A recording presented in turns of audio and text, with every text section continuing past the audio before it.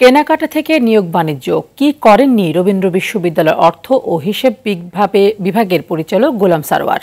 সম্প্রতি বিশ্ববিদ্যালয়ের নিষিদ্ধ প্যাডে বিজ্ঞপ্তি প্রকাশ করে সাময়িক বরখাস্ত হন তিনি। তবুও বহাল তবিয়তে রয়েছেন সিন্ডিকেট সদস্য পদে। অভিযোগ ও দুর্নীতি দমন কমিশনের তদন্ত চলমান থাকার পরেও প্রশাসনের ব্যবস্থা গ্রহণ না করায় হতাশ সাধারণ শিক্ষার্থীরা।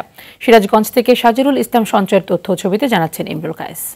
250-টিরও বেশি ডিজাইন অপশন নিয়ে ওয়ালটন স্মার্ট ফ্রিজ, বোঝে আপনার প্রয়োজন।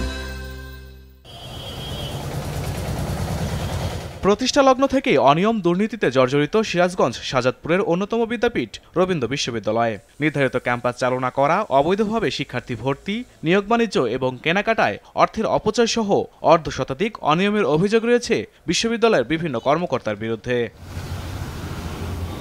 সম্প্রতি বিশ্ববিদ্যালয়ের অর্থ ও হিসাব বিভাগের পরিচালক গোলাম সরোয়ারের বিরুদ্ধে বিশ্ববিদ্যালয়ের নিষিদ্ধ প্যাডে বিজ্ঞপ্তি প্রকাশ, সিন্ডিকেট করে কেনাকাটায় অনিয়মের অভিযোগে সাময়িক বরখাস্ত করা হয়। অভিযোগ আছে, আর্থিক লেনদেনের মাধ্যমে বিশ্ববিদ্যালয়ের বিভিন্ন পদে চাকরি দিয়েছেন 33 জনকে। এই অভিযোগের সত্যতা পাওয়া যায় চাকরিপ্রাপ্তদের কথায়। গোলাম সরোয়ার ছিলেন অর্থ হিসাব বিভাগের পরিচালক। উনি কি পান সম্পর্কে আপনার? উনি আমার আত্মীয় রিলেটিভ বলায়। উনি ধরেন আমার বাড়ি তালগাছি, আমার সাইবুল চেয়ারম্যান ওনার সাথে লিঙ্ক ছিল। আচ্ছা, সাইবুল চেয়ারম্যান কাজ করা দিতে ওই সব ধরেন গ্রাম হিসেবে ওনার কিছু লোক ছিল। তারপরে আমার ওই যে শিবলি স্যার ছিল, ওনার কিছু বাগাবাড়ির ব্যক্তি লোক ছিল। রওশন আলম স্যার ছিল, কিছু লোক দিত।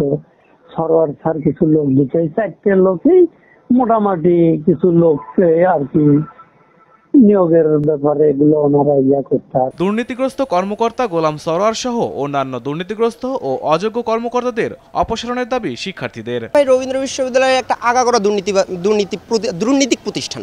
এখানে প্রত্যেকটা পিয়ন থেকে শুরু করে বড় বড় পদ পর্যন্ত এখানে দুর্নীতির মাধ্যমে নিয়োগ হয়েছে ফ্যাসিস্ট আমলে।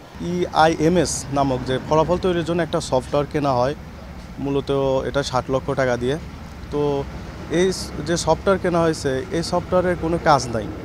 তার নামে ধরেন যে একটা বাক্স কেনা হয়েছে, এই মানে এটাতে কোনো কাজ করা যায় না, ওখানে কোনো সফটওয়্যারও নাই। তো এটা তো তার গোলাম সরোয়ারের নেতৃত্বে কেনা হয়েছে। আর্থিক অনিয়ম, প্রশাসনিক দুর্নীতি সকল বিষয়ে আমরা একটা মানববন্ধন করি সাধারণ শিক্ষার্থীরা। তো সেই মানববন্ধনে গোলাম সরোয়ারের সাথে আরও জড়িত গোয়াংরা যারা আছে 4 জনের, তারা হলো ছাত্রলীগের লেলিয়ে দেয়। আমাদের শিক্ষার্থীদের মানববন্ধন করে, মানববন্ধনে পণ্ড করার জন্য তারা আমাদের উপর আক্রমণও করে। গোলাম সরোয়ার গ্যাং তারা 188 জন কর্মকর্তা কর্মচারীকে আর্থিক টাকার বিনিময়ে তারা চাকরি নিয়োগ দেয়। আমরা সেখানে জানি সে সময়ে শিক্ষার্থীর সংখ্যা ছিল মাত্র 105 জন, এবং যতটুকু জানতে পেরেছি আমরা, তার এলাকাবাসী থেকে এবং তার আত্মীয়স্বজন থেকে 34 জন সদস্যকে তারা কর্মকর্তা কর্মচারী পদে নিয়োগ দিয়েছে, এবং তারা অত্যন্ত অযোগ্য এবং অদক্ষ লোক। এই গোলাম সরোয়ারের প্রভাবে তারা বিশ্ববিদ্যালয়ের শিক্ষক এবং শিক্ষার্থীদের সাথে অসৎ আচরণ করে থাকে। গোলাম সরোয়ার যে নিয়োগ বাণিজ্যের সাথে জড়িত এবং সে অভিজ্ঞতা কাজে লাগিয়ে নিয়োগ বাণিজ্য করার জন্য তাকে আবার নতুন করে সিন্ডিকেট মেম্বার করা হয়েছে, এবং তারই প্রেক্ষিতে যখন তাকে নিয়োগ দেওয়া হয়, যখন সহকারী পরিচালক থেকে সরাসরি এখানে পরিচালক নিয়োগ দেওয়া হয়। এখন কিন্তু এর মাঝে অনেকগুলো পদ থাকে, যেমন আপনার সহকারী পরিচালক, আপনার যুগ্ম পরিচালক, আপনার হচ্ছে অতিরিক্ত পরিচালক, এগুলো পদ থাকে। প্রত্যেকটা পদের জন্য 5 বছর করে থাকতে হয়, কিন্তু সেগুলো সে সত্য মানে নাই। অভিযোগের বিষয়ে জানতে বারবার যোগাযোগ করেও পাওয়া যায়নি অভিযুক্ত গোলাম সরোয়ারকে।